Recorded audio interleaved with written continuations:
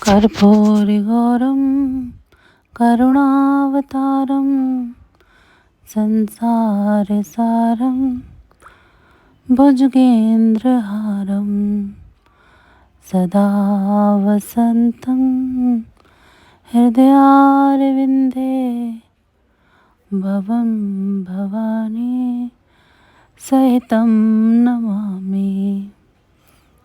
हर हर महादेव सभी को। एक नगर में एक बहुत धनवान साहूकार रहता था, जिसके घर में धन की कोई कमी नहीं थी। परंतु उसको एक बहुत बड़ा दुख था कि उसका कोई पुत्र नहीं था। वह इसी चिंता में दिन रात लगा रहता था। वह पुत्र की कामना के लिए प्रत्येक सोमवार को शिव जी का व्रत और पूजन किया करता था तथा सायंकाल को शिव मंदिर में जाकर शिव जी के सामने दीपक जलाया करता था।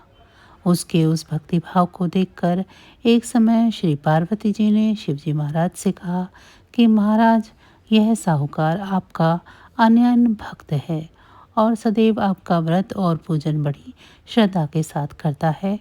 इसकी मनोकामना पूर्ण करनी चाहिए। शिवजी ने कहा, हे पार्वती, यह संसार कर्म क्षेत्र है। जैसे किसान खेत में जैसा बीज बोता है वैसा ही फल काटता है, उसी तरह इस संसार में जैसा कर्म करते हैं वैसा ही फल भोगते हैं।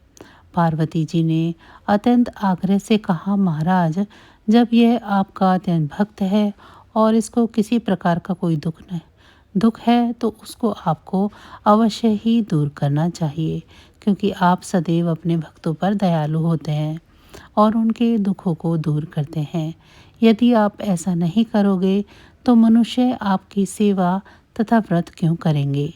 पार्वती जी का ऐसा आग्रह देख शिवजी महाराज कहने लगे, हे पार्वती, इसका कोई पुत्र नहीं है। इसी चिंता में यह अति दुखी रहता है। इसके भाग्य में पुत्र न होने पर भी मैं इसको पुत्र की प्राप्ति का वर देता हूँ, परंतु यह पुत्र केवल 12 वर्ष तक ही जीवित रहेगा। इसके पश्चात वह मृत्यु को प्राप्त हो जाएगा। इससे अधिक मैं और कुछ इसके लिए नहीं कर सकता। यह सब बातें साहूकार सुन रहा था। इससे उसको ना तो कुछ प्रसन्नता हुई और ना ही कुछ दुख हुआ। वह पहले की जैसा ही शिवजी महाराज का व्रत और पूजन करता रहा। कुछ काल व्यतीत हो जाने पर साहूकार की स्त्री गर्भवती हुई और 10वें महीने में उसके गर्भ से अति सुंदर पुत्र की प्राप्ति हुई। साहूकार के घर में बहुत खुशियां मनाई गई, परंतु साहूकार ने उसकी केवल 12 वर्ष की आयु जानकर अधिक प्रसन्नता प्रकट नहीं की और न ही किसी को भेद ही बताया।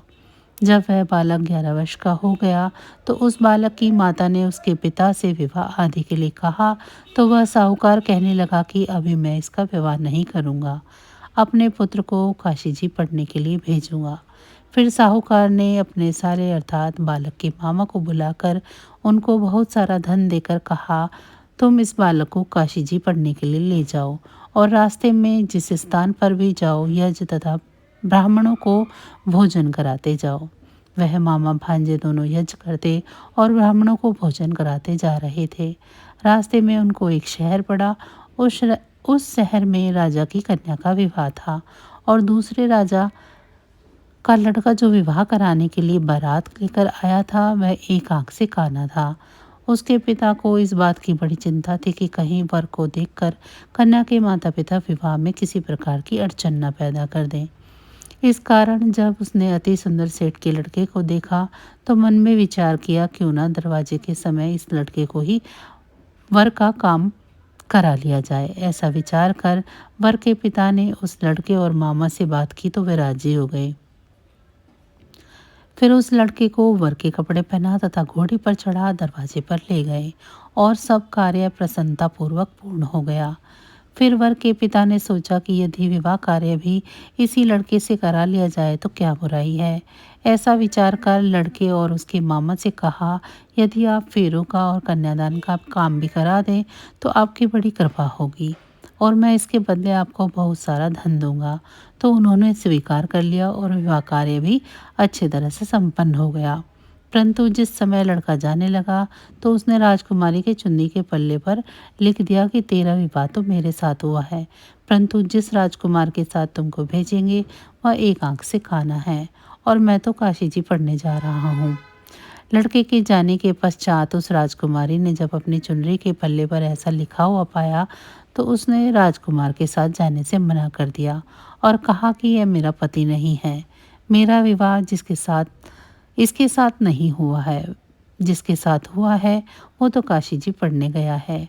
राजकुमारी के माता पिता ने अपनी कन्या को विदा नहीं किया और बारात वापस चली गई। इधर सेठ का लड़का और उसका मामा काशी जी पहुंच गए। वहां जाकर उन्होंने यज्ञ करना और लड़के ने पढ़ना शुरू कर दिया। जब लड़के की आयु 12 साल की हो गई उस दिन उन्होंने यज्ञ रच रखा था कि लड़के ने अपने मामा से कहा, मामा जी आज मेरी तबीयत कुछ ठीक नहीं है। मामा ने कहा कि अंदर जाकर थोड़ी देर सो जाओ। लड़का अंदर जाकर सो गया और थोड़ी देर में ही उसके प्राण निकल गए। जब उसके मामा ने आकर देखा कि वह मुर्दा पड़ा है तो उनको बहुत दुख हुआ और उन्होंने सोचा कि अगर मैं अभी से रोना पीटना मचा दूंगा तो यज्ञ का कार्य अधूरा रह जाएगा। अतः उसने जल्दी से यज्ञ का कार्य समाप्त कर ब्राह्मणों के जाने के बाद रोना पीटना आरंभ कर दिया। संयोगवश उसी समय शिव पार्वती उधर से जा रहे थे। जब उन्होंने जोर जोर से रोने की आवाज़ सुनी तो पार्वती जी कहने लगी कि महाराज कोई दुखियार हो रहा है, इसके कष्ट को दूर कीजिए। जब शिव पार्वती ने पास जाकर देखा तो वहाँ एक लड़का मुर्दा पड़ा था। पार्वती जी कहने लगी, महाराज यह तो उसी सेठ का लड़का है जो आपके वरदान से हुआ था। शिव जी कहने लगे, हे पार्वती इस बालक की इतनी ही आयु थी सो भोग चुका। तब पार्वती जी ने कहा कि इसे और आयु दो, नहीं तो इसके पिता माता तड़प तड़प कर मर जाएंगे। पार्वती जी के बार बार आग्रह करने पर शिव जी ने उसको जीवन वरदान दे दिया। शिव जी महाराज की कृपा से लड़का जीवित हो गया और शिव जी और पार्वती जी कैलाश को चले गए। तब वह लड़का और मामा उसी प्रकार यज्ञ करते तथा ब्राह्मणों को भोजन कराते हुए अपने घर की ओर चल पड़े। रास्ते में उसी शहर में आए जहाँ उस लड़के का विवाह हुआ था। वहां पर आकर उन्होंने यज्ञ करना आरंभ कर दिया तो उस लड़के के ससुर ने उनको पहचान लिया और अपने महल में ले जाकर बड़ी खातिर के साथ उनका स्वागत किया और आदरपूर्वक अपनी लड़की और जमाई को विदा किया। जब वह अपने शहर के निकट आए तो मामा ने कहा कि मैं पहले तुम्हारे घर जाकर पता कर आता हूँ।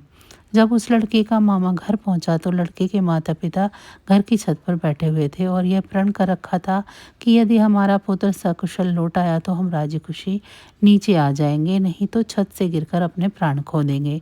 इतने में उस लड़के के मामा ने आकर यह समाचार दिया कि आपका पुत्र आ गया है तो उनको विश्वास नहीं आया।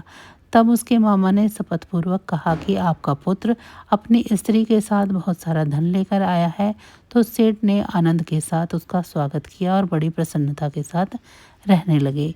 इसी प्रकार जो कोई भी सोमवार के व्रत को धारण करता है अथवा इसकी कथा को पढ़ता या सुनता है उसकी समस्त मनोकामनाएं पूरी होती हैं। तो बस आज की जानकारी इतनी ही थी। फिर मिलेंगे हम आपको ऐसी ही किसी अन्य जानकारी के साथ अगली वीडियो में। तब तक अगर आपको मेरी ये जानकारी अच्छी लगी है तो वीडियो को लाइक करें। चैनल को अभी तक सब्सक्राइब नहीं किया है तो चैनल को सब्सक्राइब कर लें।